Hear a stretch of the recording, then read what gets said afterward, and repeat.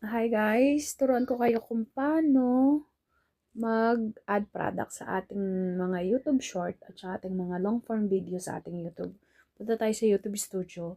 Bali natapos ko na yung iba dyan. Nandito naman ako sa office chair. Ayan. Kita nyo tong lapis sa taas. Pwede din dyan. Pwede nyo rin scroll up. Kita nyo yung tag product. Pero dito tayo sa lapis sa taas. Wait lang natin. Tapos show more. Add product, paid promotion, and brand.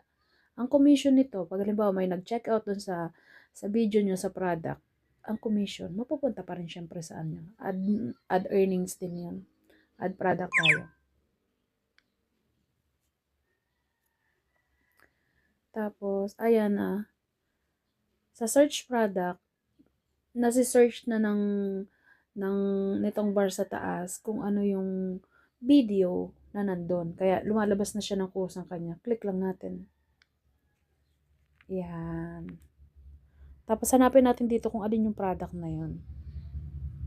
Eto yun eh. Eto. Oh, mura. 208. Office chair. Lagyan natin ang isa.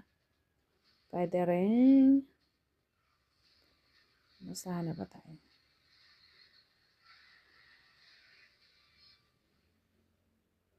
Isa lang lagay natin. Okay na yun. Eto rin. Ang mura. Mura pala siya. Tapos done. Tapos ayun o. Meron na tayong dalawang product. Paid promotion and brands. This video include paid promotion. Hindi naman. Huwag natin i-click back tayo. Tapos save. Okay. Intayin lang natin siya. Tapos try natin i-play natin. Tingnan natin yung video.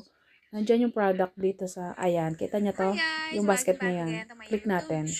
Ayan. Ito yun. Ganun lang siya kadali guys.